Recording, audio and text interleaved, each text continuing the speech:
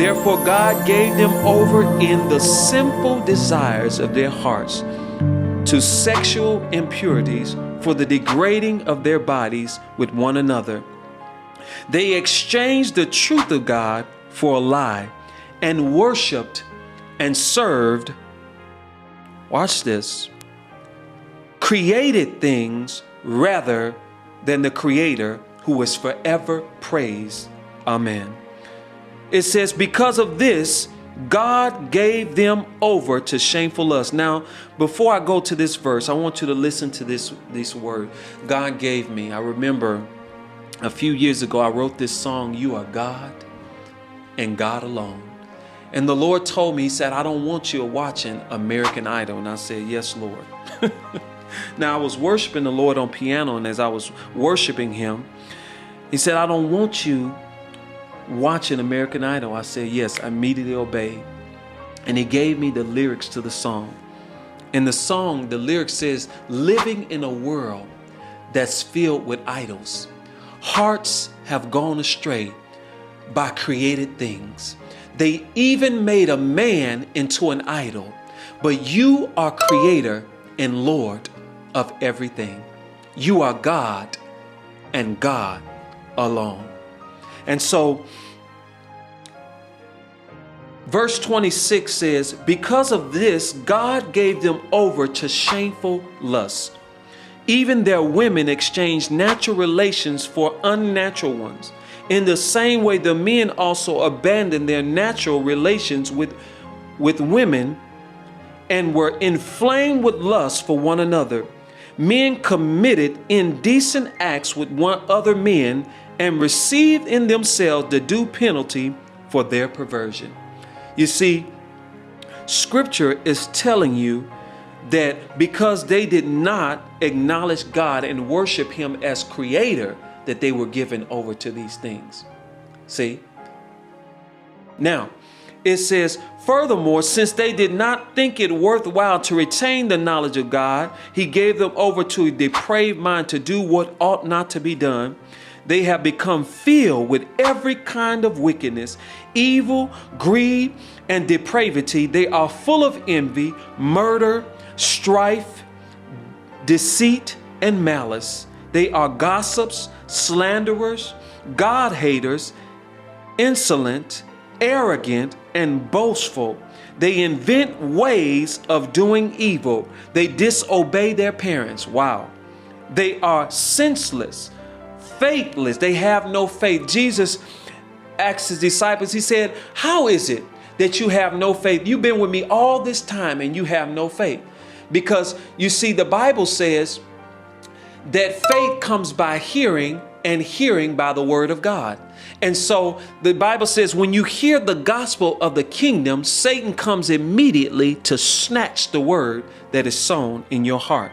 So that's how they didn't have any faith, because Satan came and snatched the word from their heart. And it says heartless, they had no spirit. See, they were ruthless. Although they know God's righteous decree that those who do such things deserve death, they not only continue to do these very things, but also approve of those who practice them. And so in this verse, it mentions, it says, nor gave thanks to God. They didn't give thanks to God. See, this message is about the miracle of thanksgiving. When you're not grateful for God creating you to be the man or the woman that He created you to be.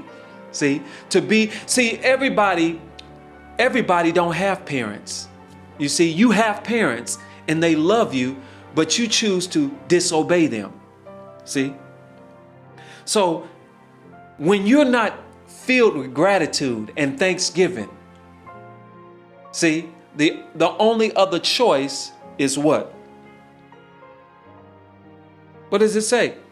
But their thinking became futile and their foolish hearts were darkened. The only other choice is you turning away from God. See? So Thanksgiving, that's how you enter into God's gates. So Thanksgiving can actually, if you don't thank Him, you can be kicked out. The Bible says that those that murmured and complained that they died in the wilderness. You see, God has brought us into his secret place, the most holy place, unto Mount Zion, to a place that is flowing with milk and honey. And so thanksgiving and praise is the key, the miracle of thanksgiving. Hallelujah. Glory to God. And so today, as I close, if you don't know the Lord Jesus Christ, I want you to pray this prayer. The Bible says in Romans chapter 10, verse 9. Let's go to verse 8. But what saith it? The word is nigh you, even in your mouth. It's inside. Jesus is inside of your mouth and in your heart, your spirit. That is the word of faith which we preach. That if you shall confess with your mouth the Lord Jesus Christ, confess with your mouth the Lord Jesus, and shall believe in your spirit, your heart, that God raised him from the dead. Hallelujah. You will be saved. Hallelujah. So I want you to pray this prayer. Lord Jesus, I believe that you died, you rose again the third day according to the scriptures.